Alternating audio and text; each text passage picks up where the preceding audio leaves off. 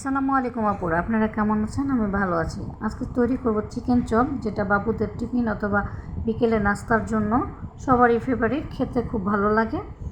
এখন আমরা এর জন্য যা যা প্রয়োজন সেগুলো হচ্ছে এখানে দুধ, মাংস, একটি আলু ম্যাশ করে নিয়েছি, ধনেপাতা, লেবু, পেঁয়াজ কুচি, আদা বাটা, রসুন বাটা, পেঁয়াজ বাটা, সস।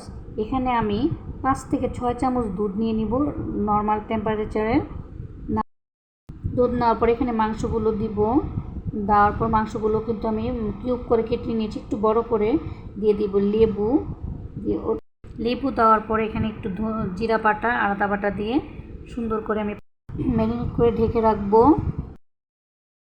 চুলায় ফ্রাই প্যান বসিয়ে তেল দিয়ে দিলাম। এখন এখানে দিয়ে দিব 1 চামচ রসুন বাটা, 1 চামচ আদা বাটা, পেঁয়াজ কুচি দিয়ে এগুলো আমাকে সুন্দর করে ভেজে নিতে হবে যতক্ষণ না পর্যন্ত ব্রাউন কালার হচ্ছে। আমি একটু হালকা 2-3 টেবিল চামচের মতো সরিষার তেল দিব, এতে ফ্লেভারটা সুন্দর হবে।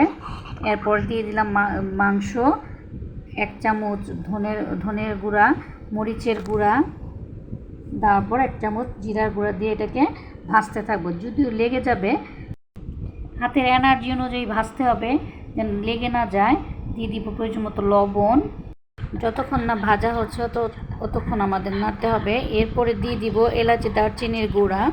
এরপর আরেকটু ভেজে দিয়ে দিব আলু ম্যাশ। তারপর ভালো করে ভাজতে হবে, আলুটা এটার সাথে মিশিয়ে ভালো করে ভাজতে হবে। এরপরে যখন ভাজা হয়ে যাবে এরপরে দিয়ে দিব হচ্ছে টমেটো সস। যেহেতু টমেটো ছিল না, টমেটো সস দিয়ে কাজটা শেষ করলাম। এটাকে এখন ভাজতে হবে ভালো করে, ভাজতে ভাজতে তারপরে দিয়ে দিব হচ্ছে ব্রেড দিয়ে আমার এটার সাথে ভালো করে মিশিয়ে ভালো করে ভেজে এখন আমি তুলে নিব।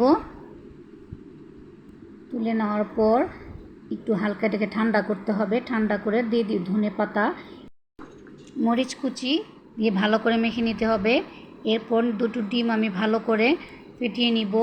নেওয়ার পরে আপনাদের পছন্দ মতো শেপ দিয়ে চিকেন চপগুলো বানিয়ে নিয়েছি। এরপর আমি ডিমে ভিজিয়ে এটাকে আমি কোট করে নিব। আমি একবার কোট করেছি, আপনারা যদি মনে করেন 2বার কোট করতে পারেন। এটা আমি বানানোর পরে এখন কিছু আমি ভেজে নিব এবং বাকিগুলো আমি ফ্রোজেন করে রাখব। এখন আমি ভাজার জন্য তেল দিয়ে দিচ্ছি। একটি একটি করে চিকেন চপগুলো দিয়ে দিব এবং হালকা আঁচে মুচমুচে করে একটু লালচে ভাব করে ভাজতে হবে। এক পাশ হয়ে গেছে, আমি আরেক পাশ ভেজে নিব এবং এই পাশটাও ভালো করে হওয়ার জন্য একটু মুচমুচে হবে, লালচে ভাগ করে আমারটা প্রায় হয়ে এসেছে। এখন আমি এগুলো আস্তে আস্তে করে তেলটাকে ঝরিয়ে তুলে নিব প্লেটে। দেখুন আমার চিকেন চপগুলো অনেক মুচমুচে এবং সুন্দর হয়েছে। আমার রেসিপিটি যদি আপনাদের পছন্দ হয়ে থাকে আশা করি তৈরি করে খাবেন এবং ইচ্ছে হচ্ছে আপনাদেরকে শেয়ার করে খাওয়ার জন্য, কিন্তু যেটা সম্ভব না। ইনশাআল্লাহ সবাইকে নিয়ে একদিন খাবো। আমার ভিডিওটি দেখার জন্য সবাইকে ধন্যবাদ।